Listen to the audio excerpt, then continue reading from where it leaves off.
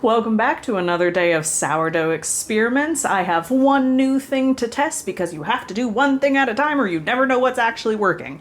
So we're gonna change oven temp. Let's get into it.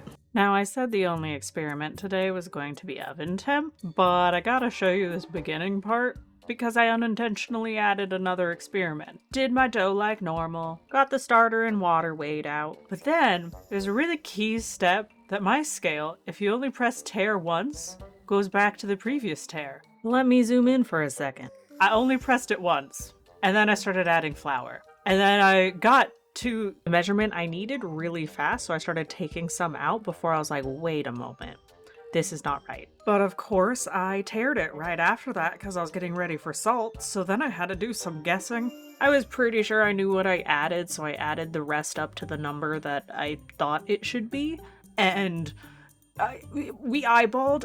I honestly think this might have slightly more flour than normal. You're gonna see if that does something with my oven temp experiment.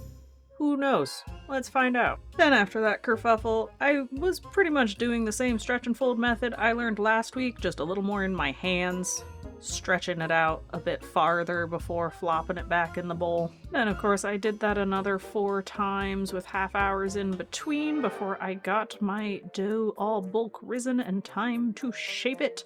Doing something very similar to what I did last week for the shaping because it seemed to have worked really well. First one, I'm gonna lightly roll up and then flop into a pan, this time with parchment paper because I'm not gonna make the same mistake as last week, but it worked well beyond the sticking problem, so we are going to do that again. I'm gonna try this little head, shoulders, knees, and toes shaping method. It seems to work pretty well and be really easy.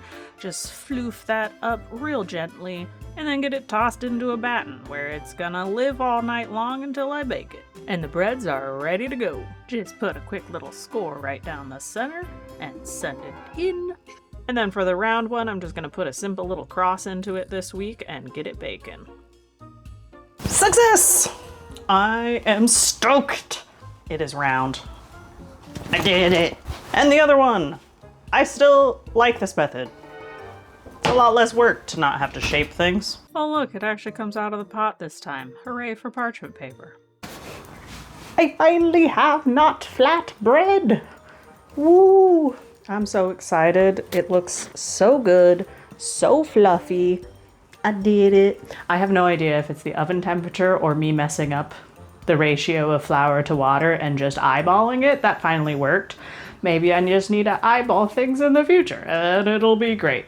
But until then, I will see you all the next time. Bye!